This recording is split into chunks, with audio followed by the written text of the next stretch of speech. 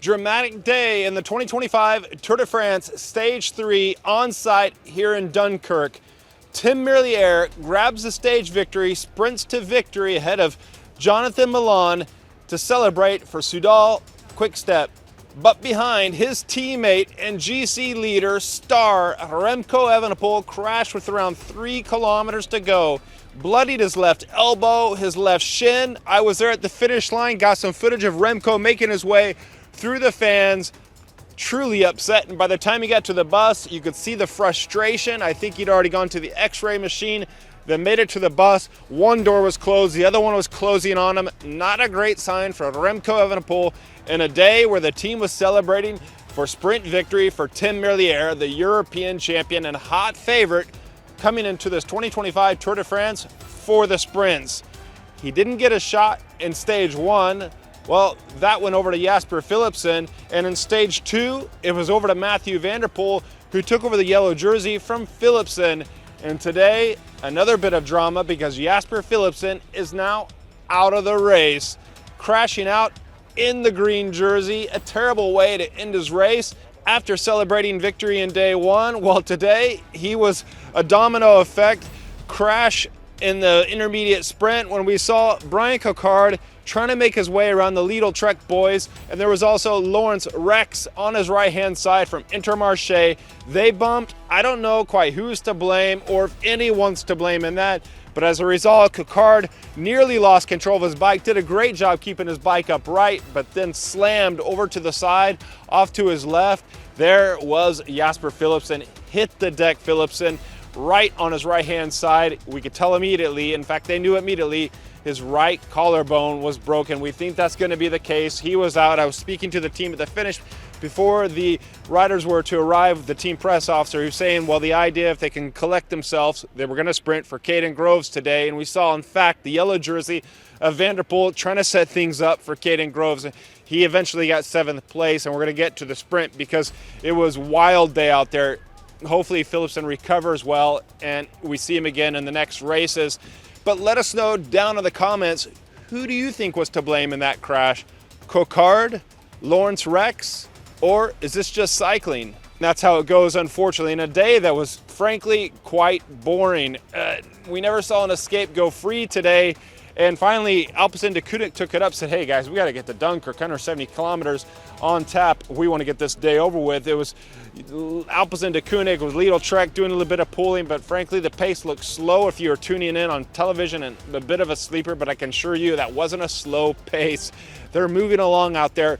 After that incident, well, we saw Tim Wellens go up the road right before the only climb of the day, a Cat 4 climb that offers only 1 point to the first place rider over the top.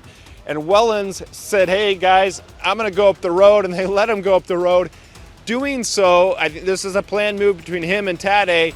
He was able to take the points away from Tadej and put himself in the Mountains jersey, which is a great prize for Tim Wellens, who has the Belgian National Championship jersey.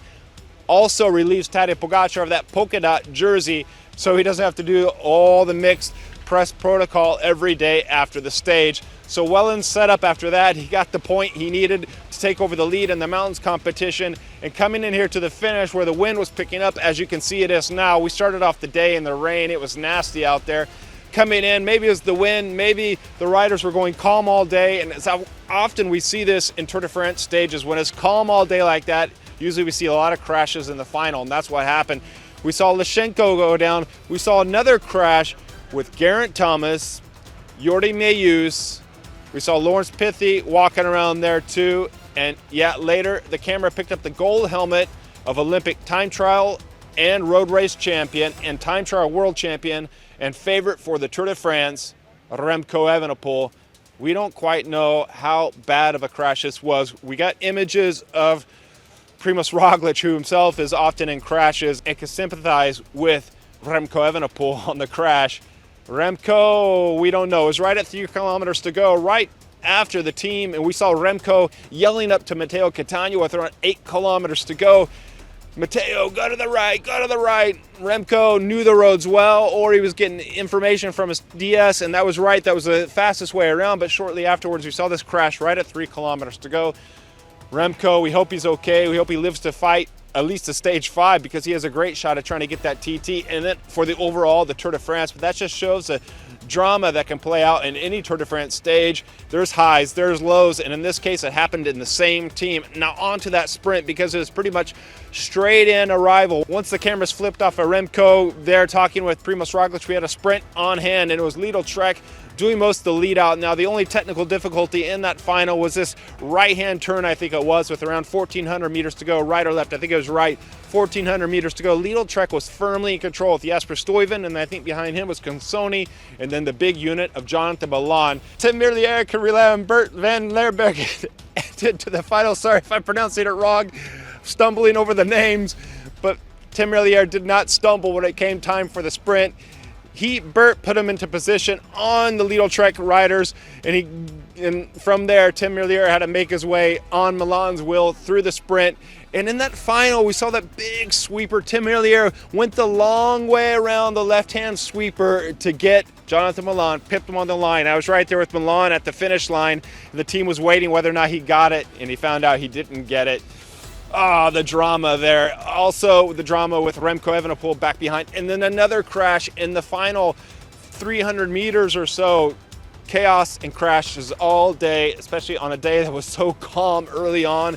And that's just the Tour de France. But it's Tim Merlier on top at the end of the day when there were questions about his own teammate, Remco Evenepoel, at the end of stage 3 of the 2025 Tour de France.